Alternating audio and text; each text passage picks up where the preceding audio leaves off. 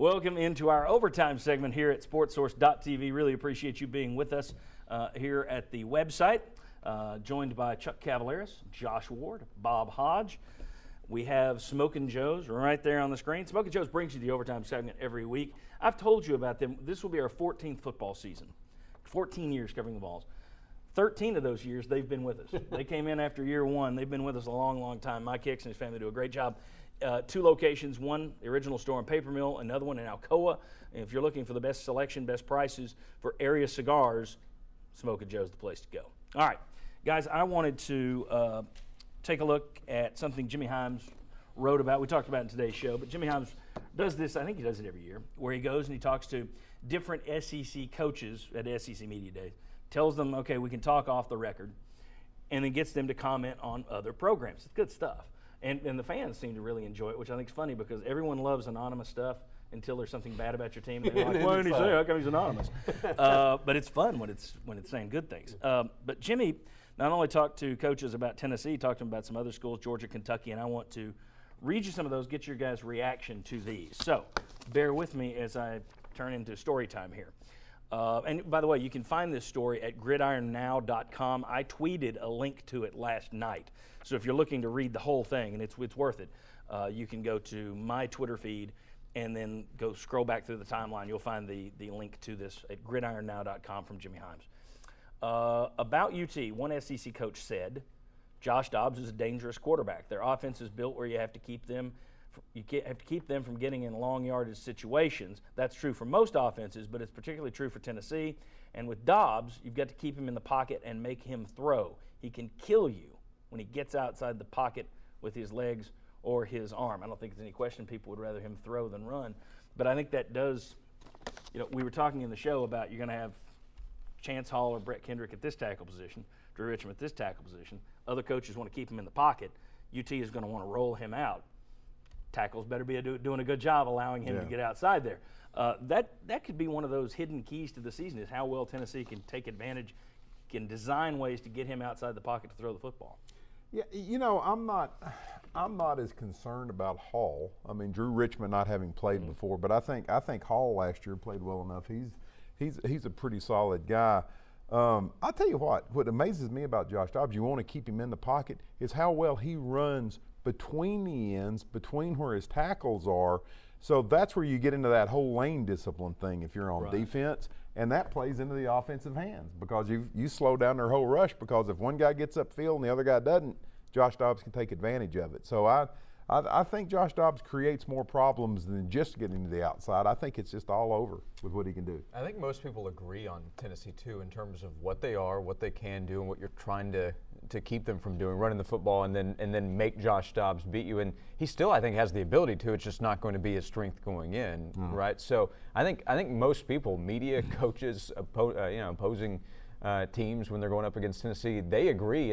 Let's see what kind of step Josh Dobbs has taken as a pocket passer. But the quote, he can kill you when he gets outside of the pocket, that's absolutely true. And I think that's what scares coaches the most. That's why he's rated so highly when still I think a lot of people question what he's able to do overall. Yeah, and I still kind of go back to the Missouri game here 2 years ago where they did that so well, and then we saw how, limited Josh was or certain options taken away.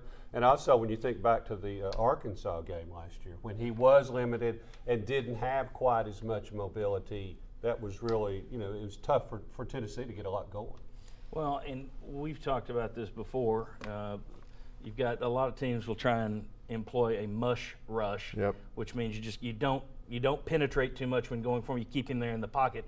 We've talked about in terms of Aaron Rodgers. As a Vikings fan, I know you've seen Aaron Rodgers, and it's like whatever you do, don't go so far that you open up a hole for him. Yes. And team after team seems to do it so he can scramble.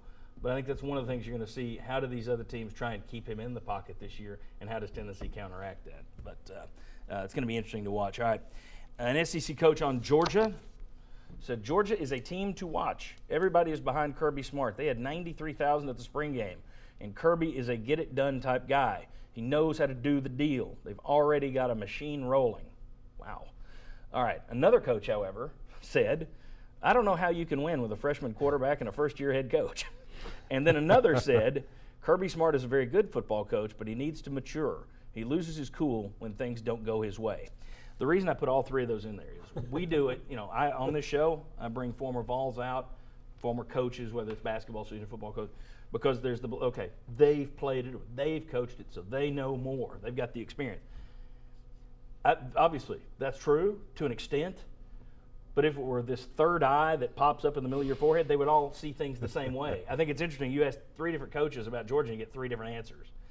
So, you would think, well, the coaches know. They've got opinions like everybody Yeah, they else. don't even know. I wouldn't call Georgia a machine. Not yet. No. Yeah. And I wouldn't.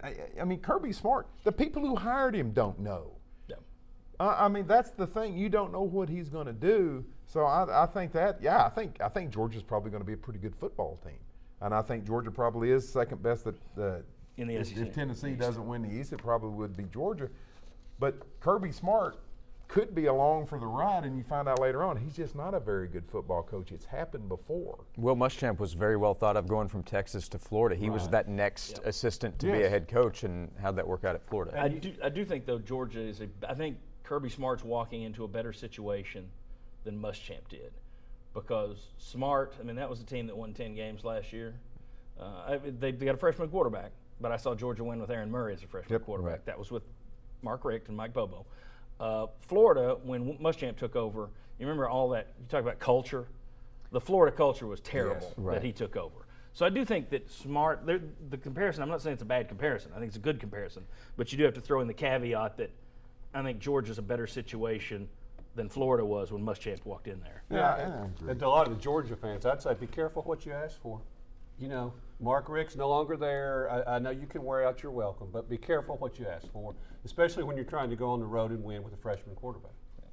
I find it amazing that they blew up probably the best representative university in the SEC. How many national championships he won? That's it.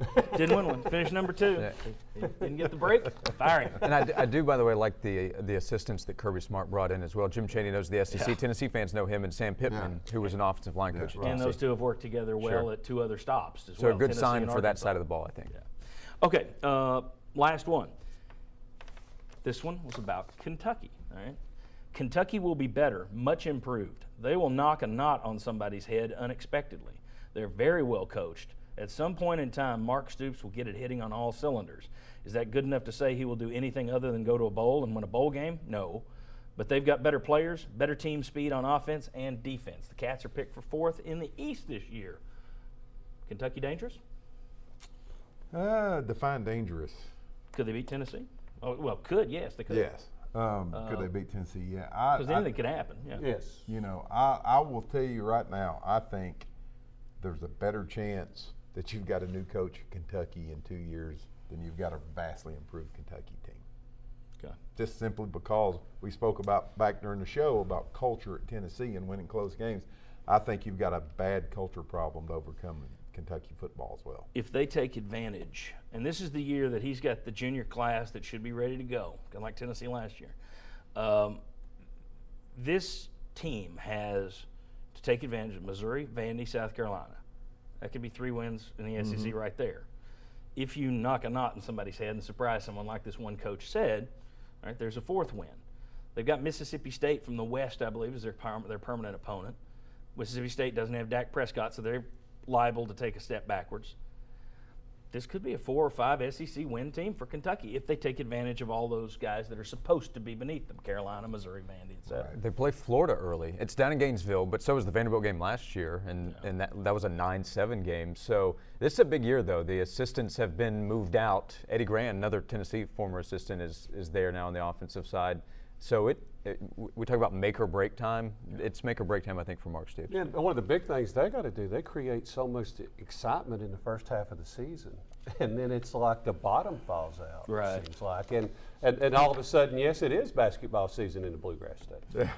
Well, and see, now that's a bigger issue for them because that's a culture. You talk about a culture that's never going to change. Exactly. That's just, it's like women's basketball here.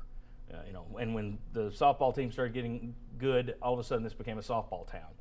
Towns are whatever you're good at, and Kentucky's been so good at basketball for so long. Kentucky's going to have to be like 7-0 or something for fans to actually put their eyes on it instead of saying, When's midnight mass happen? When's midnight? What do they call it? Midnight. Midnight Madness, Madness. 12:01. Madness. I Yeah. said midnight mass. I think it's October 15th. Calipari, I think, is Catholic, so maybe it takes the midnight mass. All right. Thanks to Chuck, Josh, Bob. Appreciate you for watching. Appreciate you for being with us. And if you missed it during today's show, we had a rather big announcement that we will be bringing you a preview show all fall long for Tennessee football. It'll be Thursday nights at 7 p.m. on Fox 43 in Knoxville. You'll be able to, I'll put some clips up on this here website as well. But thanks to WATE, it's very unusual. WATE working with me. Fox 43 came to us and said they wanted a show with us. Like to take the credit for that, but most of that credit goes to you. If we didn't have people watching, there would be nobody saying, hey, would you do a show for us? So thank you very much for all of your support, and I know my sponsors thank you a great deal. And I thank you for thanking them, because that means we stay on the air. All right, we'll see you next Sunday at 11 a.m. on WATE 6.